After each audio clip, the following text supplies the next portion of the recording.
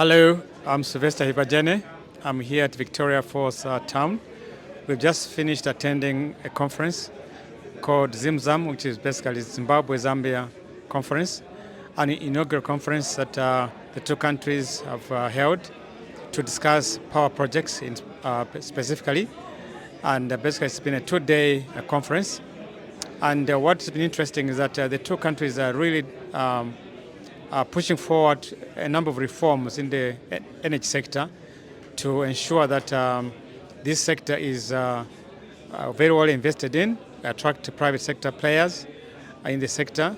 As we are aware, we have just been going through this terrible drought.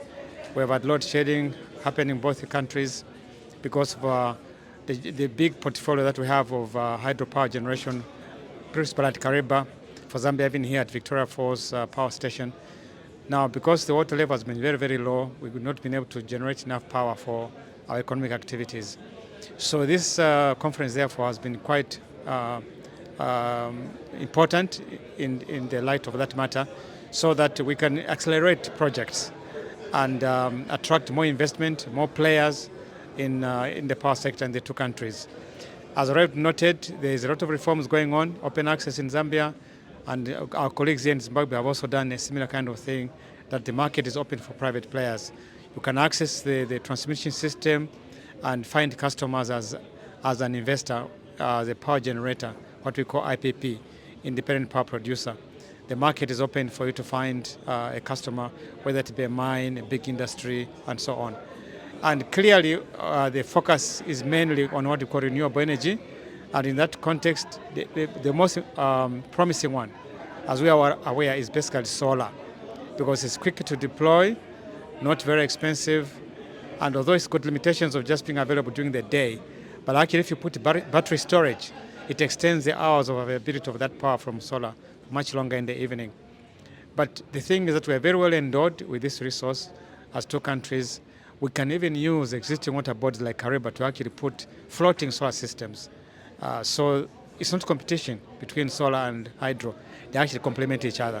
So I think the message is that we need to really up the game in investment in solar, and also not forget, of course, hydro still will play an important role in the medium to long term. So we don't have to take our eyes away from that, but we need to ensure that we diversify seriously our power sources, whether it be hydro, solar, wind, even indeed coal, which Zimbabwe is much more highly endowed with. But Zambia, we have some core resources, and we are saying let's invest in all these so that we can be climate resilient. So that whatever happens, we can be safe and have enough power to meet our needs and our growth requirements as the two countries. Thank you so much.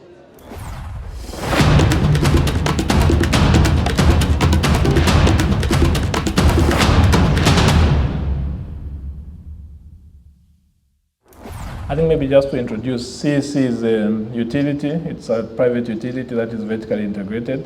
So it's involved in generation, transmission, and supply as well, based in Zambia.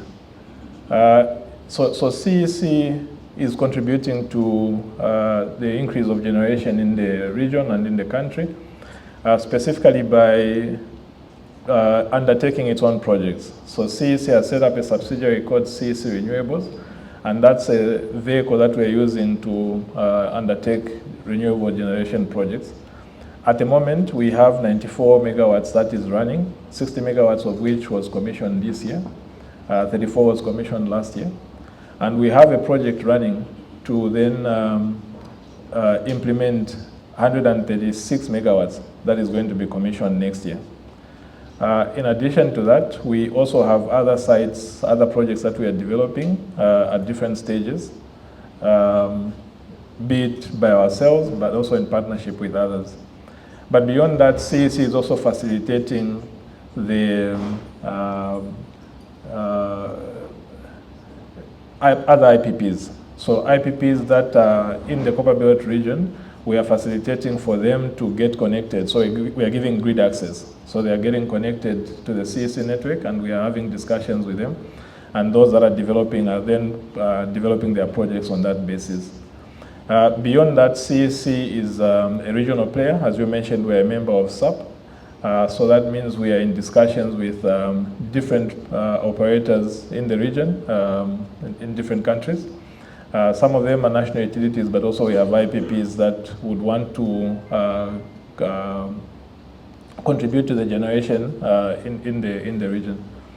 And so we are then in discussions with them to offtake power from them. So we are also facilitating then the growth in that regard.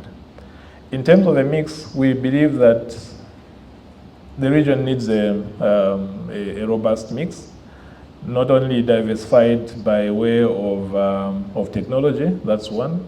So that means we are open to sourcing from hydro, renewables, solar and wind, as well as thermal. But also I think there is need to have diversity in terms of geographical location.